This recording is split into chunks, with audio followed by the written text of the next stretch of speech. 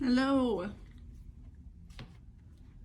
Okay, so basically I'm gonna use the internet as my guinea pigs right now because I am going to be teaching some classes here. I've done one before, but I'm going to be doing maybe more here in the future. I've got one coming up this week.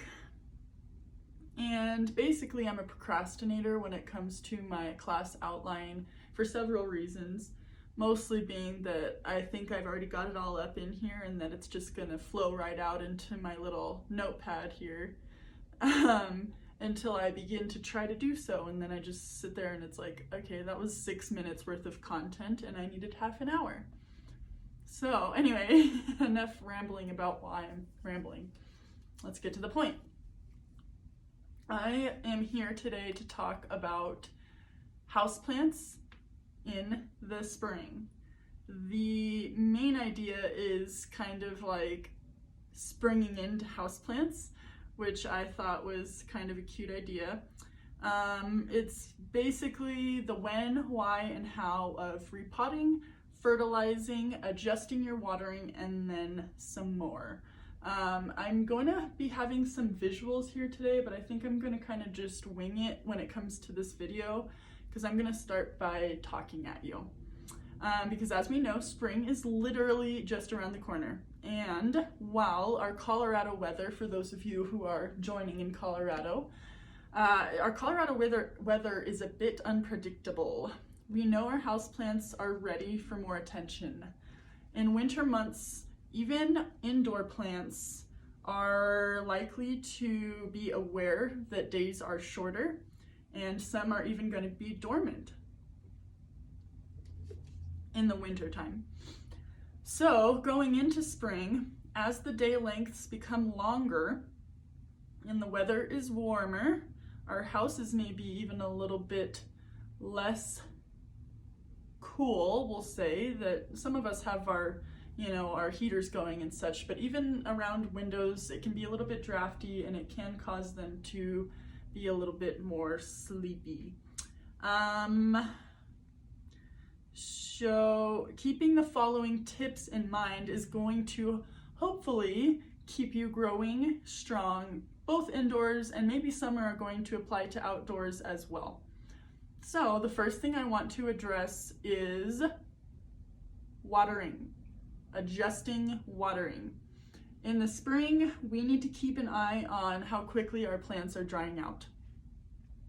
Again, the days are longer, it's a little bit warmer, plants have more time to grow, and that soil is going to dry out quicker than it has been during the winter months.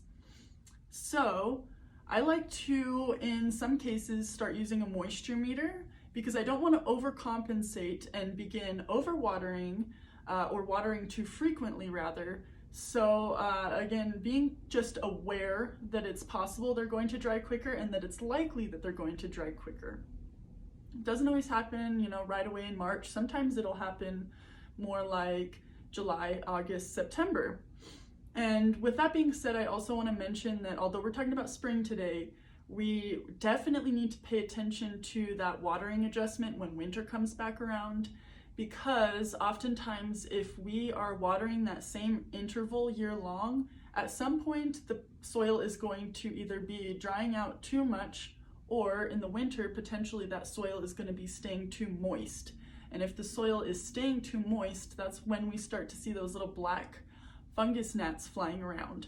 The fungus gnats are more likely to be present when we have soil that is not drying properly between waterings, as the perfect habitat for them is moist soil. So that's where and why we see those little black bugs flying around, is typically when we're watering too frequently, which again is more common in the winter time. So with that being said, when it comes to watering, I also like to, before I begin doing my spring watering, fertilizing, all that good stuff, which I'll get into, I like to take some sort of tool, like a fork or wooden dowel, and I like to gently go about I wouldn't say all of my plants because I do have a ton, but I would say there's several plants that I'll go about and gently loosen the top layer of soil, as it often becomes compacted and it will be a little bit hydrophobic. So when we water, it's likely that the water is going to just like rush straight through to the saucer and not actually hydrate the root mass properly. So first of all, loosening that soil is going to help, and potentially double watering is going to help. If you've taken my previous class, I do mention double watering, sometimes even triple watering, which is where I'm going to give my plant its water, see that the water trickles down into the saucer below. I'm going to walk away and come back, 10, 20, 30 minutes later, and if the water in the saucer has been absorbed, at that point I am going to water it again. That's a double watering. I'm going to water it that second time so that it does trickle through to the saucer again and again, go about my business. If I come back and it has absorbed the water for a second time, I'm going to do a third watering. So I'm going to pour it out through to the saucer, and if I come back and there is still water in the saucer, which in most cases after the second or third time there is water left in that saucer, we have finally properly hydrated. So at that point, when I have that little puddle left after some time, you always want to remove that puddle. I like to use a turkey baster. You can use a sponge, you can use a rag. If the plant is light, you can lift it up and dump the saucer into the sink. That is really helpful, again, to help eliminate more habitats for the fungus gnats, as they love sitting water, puddles, excess moist soil that stays moist for too long, so on and so forth. So now that we have addressed watering, I want to take that straight into fertilizing. I think that's the perfect thing to address next. In almost all cases, I advise fertilizing your houseplants March through October. Sometimes people are using like granular fertilizers, slow release fertilizers, the stake fertilizers. Those are, fine for certain people, and I like to say if it's not broken and that's what you're doing and it's working, then there's no need to change that or fix that. But I personally recommend a water-soluble fertilizer, which would be a liquid or something that you mix into your watering can and that dissolves or mixes in with the water. And it's important to follow the directions of the fertilizer that you have, but in most cases when I'm advising a liquid fertilizer, it tends to be something that you want to do approximately every 7 to 14 days, and you kind of want to wait to do it every other time that you water. So in some cases, if a plant doesn't get watered but once a month, you may only fertilize it every other month for that spring and summer time, so that we are not over-fertilizing, we're not overstimulating, and we're not causing burning or damage from too much fertilizer. So before I kind of get off into a path that I'm not ready to go down yet, I want to mention that it is super important, again, that you follow the instructions because each fertilizer is different. I personally highly recommend doing a flush through of clear water before you begin applying your fertilizer mixture. So what I'm going to do is I'm going to water my plant with regular water first, and then I'm going to come along with my fertilizer mixture and I'm going to water it again. And this applies to where if we have some left over in the saucer afterwards, we want to take that turkey baster, sponge, whatever it is, and remove that from the saucer. Okay, staying on track here, we're still talking about fertilizing. So a lot of people ask me, like, do I have to fertilize? Is it necessary to fertilize? And that's kind of an open-ended question, because in some cases you can say, no, not really.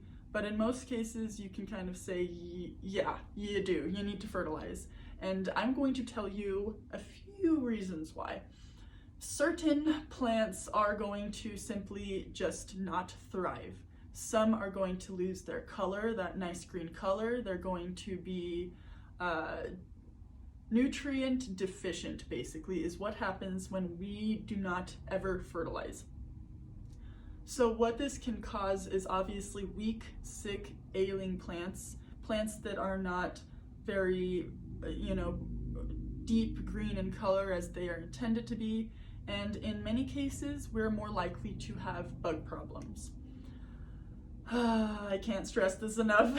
So when we're properly fertilizing and we have a proper level of nutrition in our plants, pests are in some cases actually unable to attack the plant because the nutrient level in the foliage and in the plant is so high that it will actually cause most and many pests to become sick. It's almost like if we are to binge eat McDonald's versus binge eating maybe just a salad. Now that's kind of a loose metaphor, but pests are able to sense and pick up on which plants are sick and which are ailing, and they are more likely to attack those plants, again, because the sugar levels and the nutrition levels in that plant are enough for the pest to handle. So it is kind of an interesting thing to be aware of, the fact that if you are properly fertilizing your plants and they do have that good nutrition level, it is much less likely that they are going to ever be infested with some sort of pest. I like to I bring up my grandmother a lot when I'm using certain examples, because she's been doing indoor and outdoor gardening for as long as I can remember, and she taught me pretty much everything that I know. So my grandmother, she is not a repotter. She does not repot her plants. They have been in the same pots that they have lived in for as long as I can remember, which is, I'm sure over 30 years they've lived in the same pots that they're currently in. And not only that, she fertilizes religiously. So every other week she fertilizes. She does use kind of a high nutrient fertilizer. I'm not going to throw out brand names, but I'll just say she uses a fertilizer that I personally don't love, because I kind of compare it to a Snickers bar rather than like a chicken salad sandwich. So it's got a lot in it and it's going to send you, but you're more likely to crash from those nutrients. But again, she's been doing this forever. It's not broke, so I'm not going to tell her to fix it. But the long story of this is that I have never seen a pest on my grandmother's plants, and she has a ton of plants, and she does buy them from different sources. She'll get plants from, the box stores and the nurseries, and I have never seen a single pest reside on one of her plants, and I really do believe that it is mostly to thank the fertilization for. So anyways, we've gone down that route. Another thing that fertilizer is extremely crucial for is our blooming plants. Some of us will get lucky and we can get our plants to bloom year in and year out without fertilization, but oftentimes if you're struggling to bloom something and it is in the right light and everything else is perfect, then it's probably just a lack of nutrition. So that is something that I like to keep in mind. Fertilizer I like to keep in hand. So when you're looking at a fertilizer, there's 3 numbers on that bottle. Most cases people have a 20-20-20. As long as your middle number, nitrogen, phosphorus, potassium, phosphorus is a high number, you're going to be stimulating those roots and blooms.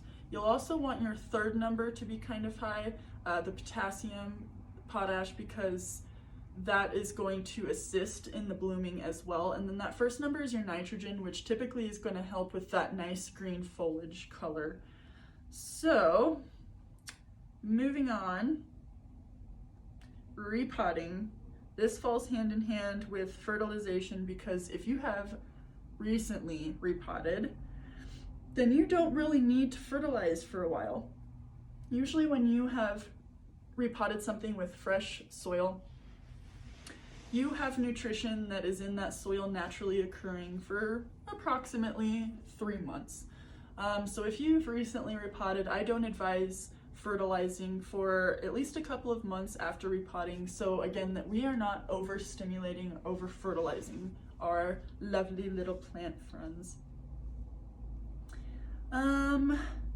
So repotting is kind of a touchy subject for me because in my experiences, and as I mentioned with my grandmother, repotting isn't always the answer.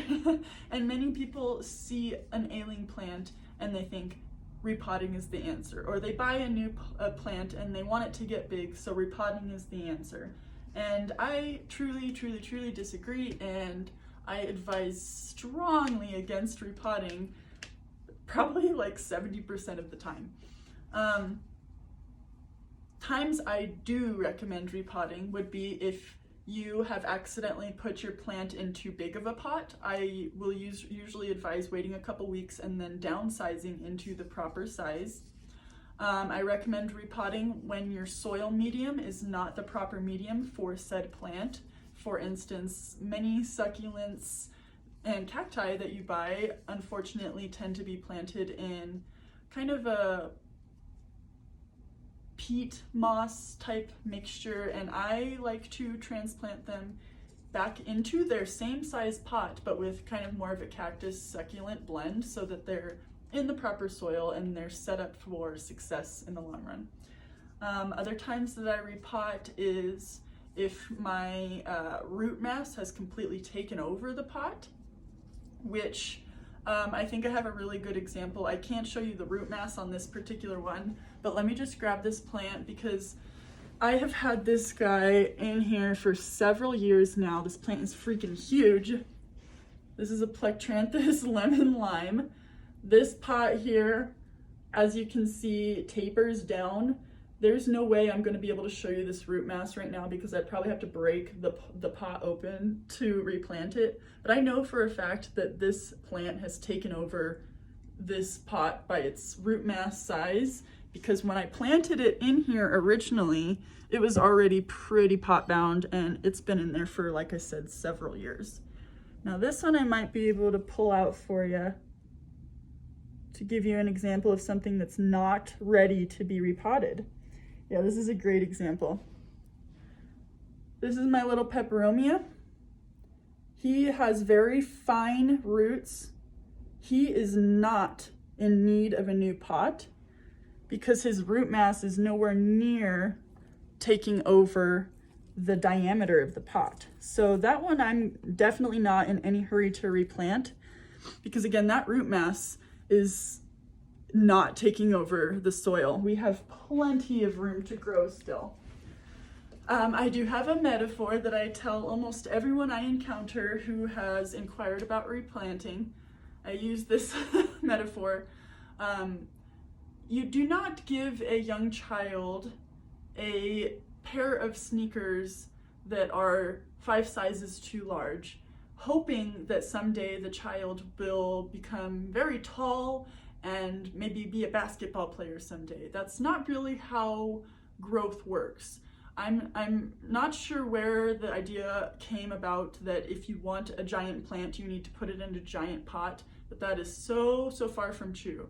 Just like a children and their foot and their shoe size, you want to gradually increase the shoe size as the foot grows. And that's exactly what we do with the root mass and the pot. And I get people who will, want to know why. I can explain why, but when it comes down to it, it's not really that important why, other than if you want your plant to live, don't do that. Basically what happens is if you have a small foot in a giant shoe, all of the soil that is around that root mass is going to stay really wet and yucky, and in that soil causes a fungus to occur, and that fungus will literally rot the roots away before you're even really able to notice that it's happening. And then suddenly you'll start to see leaves dropping and your plant declining, and then 5 months after you have replanted it into too large of a pot, you'll be coming in and saying, what's wrong with my plant? And it'll be far too late because those roots, again, will be rotted away completely. And in some cases, some rare cases, if you catch it early enough, you can, kind of fix the problem and reverse it. But putting a plant in too big of a pot is, in most cases, a death wish, unfortunately. So let's see, we've covered a little bit of repotting, a little bit about fertilizing, adjusting your watering. We've talked a little bit about some pests. It looks like we have about 10 minutes left. So I kind of want to go over my spring houseplant checklist. These are kind of things that I like to do if I'm being diligent, usually mid-March to April. These are things that I start doing. Of course, as I mentioned, we're going to begin fertilizing as per instructions on the label, so that's on my checklist. I'm going to begin checking my soil moisture more frequently to kind of gauge which plants are a little bit thirstier, making sure that I'm not causing them to suffer, and also make sure that I'm not overcompensating and beginning to water too frequently as well. So I'm going to be kind of almost like doing my science experiment to gauge my watering needs. Check. Next thing that we're going to do is ensure our plants are in the proper size pots, not too big or too small, as I mentioned before. So that one I showed you is likely going to end up out on my patio here soon on a nice day. And I'll probably have to take a quick little hammer to it and crack that pot open. And I'm going to take it and put it in a pot that is 1 to 2 inches larger than the current pot. Again, the foot size, the shoe size. We get a shoe that is approximately, an inch or so bigger than the foot that we're in now, the foot that we have now, so that we have just a little bit of room to grow, but not too much room that we're causing problems. So that's on our checklist there. Repotting, if and when needed, is best done March through October. Again, as I mentioned in the very beginning, our plants are more active when the days are longer. So doing repottings during that time is a lot easier on our plant for the recovery time. It stresses them out less. That's the best way for me to put it, is when we have the longer days and the warmer weather, the likelihood of the plant being stressed from the repotting is much, much lower. Another thing on my spring checklist was that thing I mentioned where I'm going to walk around and loosen my soil gently with like a wooden dowel or a fork, or something that I'm not going to be too abrasive with, but something that I will be able to get in the soil with to loosen it up so that I can properly hydrate. So next on the checklist, it's kind of tedious, but it is pretty important. Dusting, wiping, or rinsing the leafy foliage that you may have so that our plants can breathe properly. Most plants do breathe more so on the underside of their leaves, so ensuring that the underside of the leaves are dust-free is a little bit more important than the top. But as we know, dust tends to fall, so most of the dust is going to be on the top, and in most cases it is just an aesthetic thing for me. But again, we want to make sure that the plants are able to breathe as well. I do take some of my plants into the shower occasionally and give them a good shower with lukewarm water, and that I do not only for the nice humidity and getting rid of the dust, but it also helps me make sure that I don't have spider mites. And spider mites, again, are a pest that we are likely to encounter at some point, especially in dry Colorado, but they do not like moisture. So when we can kind of keep certain, tropical leafy foliage misted, clean, dusted, wiped off, all of that good stuff, it kind of helps us keep those pests at bay. Last but not least on my spring checklist is inspecting.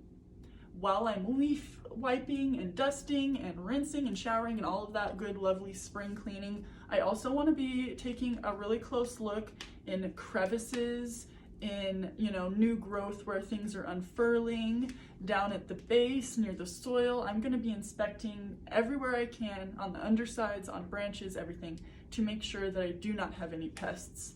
Now is a great time to, if we had a pest, address that. If we have a nice day outside, we can take the plant out and treat it.